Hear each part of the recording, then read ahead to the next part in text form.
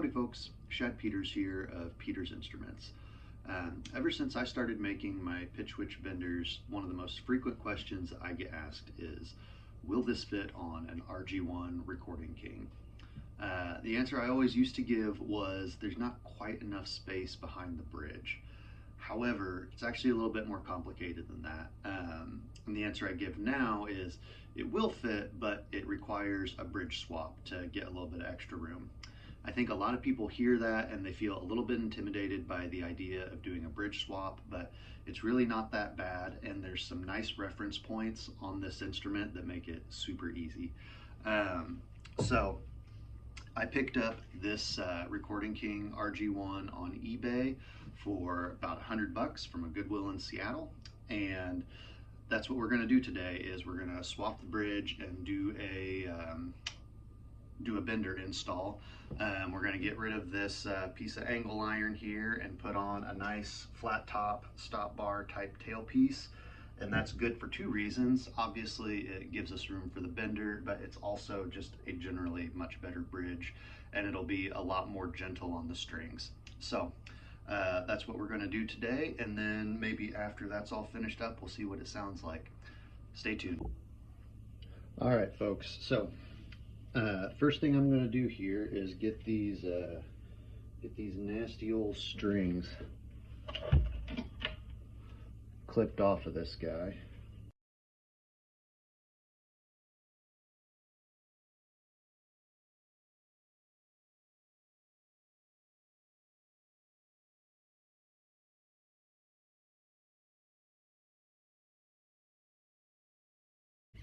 All right, so first part of this install is going to be getting the new bridge on. We have to do that before we can put on the new one. So it's just 3 Phillips screws to take this thing off, but before I do, I want to mark the front edge of this, because this line right here, this is kind of like that's marking our scale length basically. So I'm going to put a piece of tape across the front edge of that bridge, and that's going to become my center line for installing the new bridge once I get this thing off of here. So that way I don't really have to do any measuring. I'm just going to go off of this piece of tape.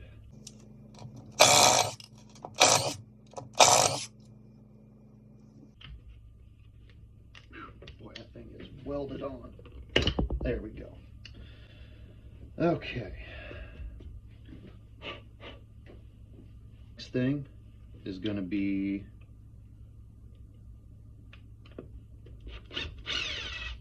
pulling this guy up real quick.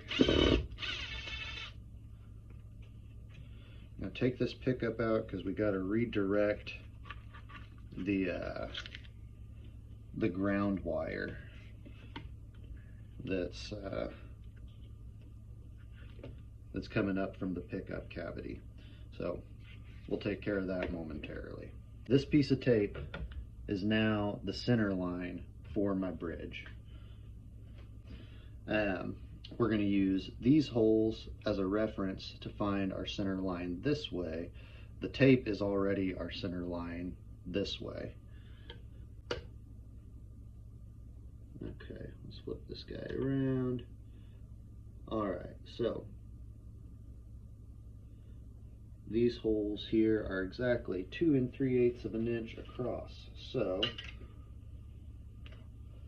my center line side to side is going to be at 1 3/16 right here, which, I mean, honestly, I guess really you could just go off of this center screw and make your life a little bit easier than I did.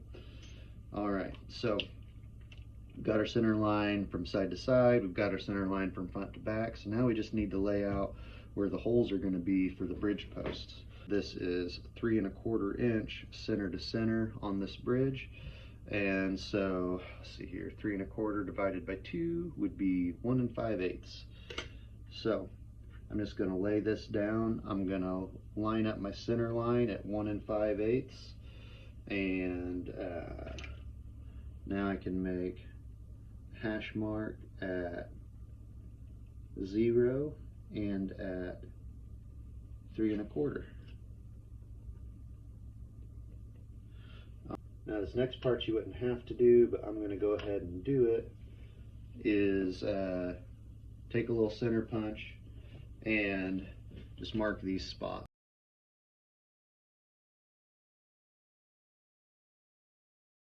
Now I just need to go and drill these holes. Drill press is really the best way to do this, but if you've got a hand drill and that's all you have, you can do it that way. You just really need to make sure that you are super duper straight.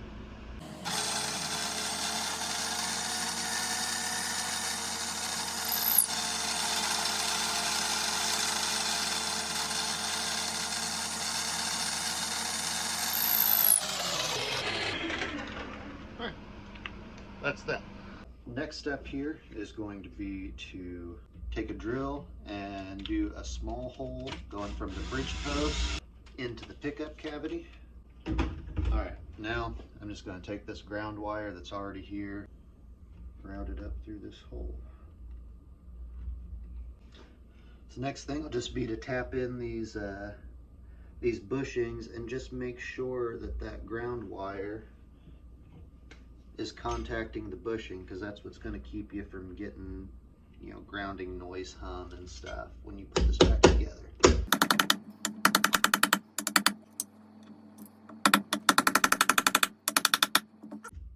There's two.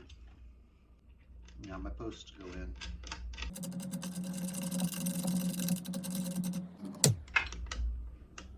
All right, so got bridge in place. Next thing is the bender. So, you know, I've done this on a couple other videos already. You know, there's not a ton of room back here, but I'm still going to try and get it as far off the bridge as I can, which I've got about a 1/4 inch or so. I'm going to line this thing up. I'm lining the two bases up with the 1st string and the 4th string hole, and that just makes everything really, really easy. Now I sell kits that have blind hole spotters in them, and I used to install all of them that way, and I still think that's a good way to do it, especially if you're just doing like a one-off and you're not super confident with how you're doing things, you don't have a full shop, yada yada. However, for as many of them as we do in the shop, I have started just clamping these things down in place. I'll usually put a square in the corner. I'm just kind of eyeballing this one right now for the sake of expediency. And it's so close to the bridge that it's not going to matter all that much. So what I'm going to do is get the right size punch here, and I can mark all of my holes at the same time this way. All right, and the next thing will be to do these 2 holes for my brass inserts.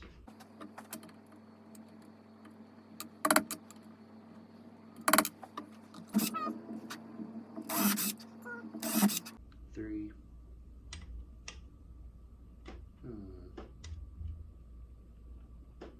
Where did 4 go? Okay, 4 kind of lines up with this this old mounting hole, so we'll just reuse that.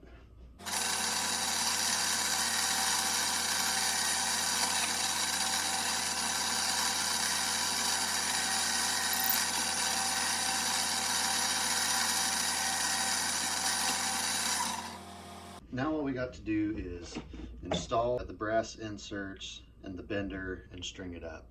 One thing of note, the mounting hole for this hole right here on the bender lines up really close with this old mounting hole from the old bridge. I'm just going to go ahead and put the screw down in there without doing anything, because I'm pretty confident that it's going to hold just fine. So it's going to get a little bit of bite on that hole, and I'm not worried about it. If you wanted to, you could fill that in with a little bit of like JB Weld or wood putty or something that'll hold a thread, and you could go ahead and drill that out, but I'm not going to bother for my purposes here. I need the 2 brass inserts and one of these machine screws for now.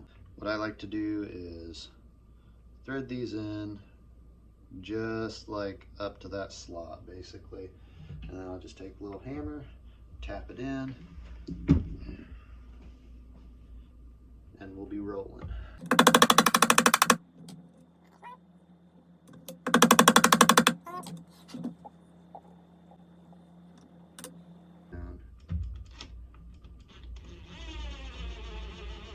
Now, because this thing is so stinking close to the bridge, it's going to work fine, but I anticipate getting it strung up is going to be a little bit of a challenge. I'm probably going to have to get like a hook or something down under here to kind of like fish the strings up and around. Okay, that screw's biting just fine. No problems there. Anyway, I'm gonna have to get something down under there to kind of fish the strings up and around, and I'll probably kind of put a little bit of a curl on the end to make that job easier as well. But when you're working with really limited space, that's just one of the drawbacks.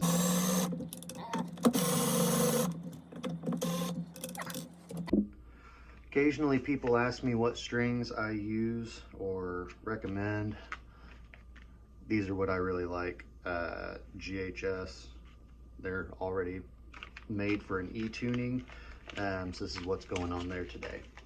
All right, so apparently the video decided to cut out in the middle of me stringing this thing up, which not a huge deal because that's probably pretty boring to watch anyway, but there are a couple things of note that happened while I was stringing it up. First thing, was really not near as bad as I thought it might be to string from the bender up over the bridge. I just put a nice little curly Q on the end of there and it went up and over with like 0 issue at all. So that's good because this is a little bit closer to the bridge than what I typically would put a bender, but it is working just fine. Other thing of note is that I put a little dab of oil on these 2 strings here, because the one downside of a bridge like this where it has so much contact area is that you'll sometimes get a little bit of squeak when you actuate that bender. And so, you know, just put a dab of oil on it and that totally alleviates that problem. You know, in terms of my impressions of this, like, this is fine. If I were buying something from scratch though, I would probably still be looking at getting an SX steel if I was wanting to go like the cheapest route possible.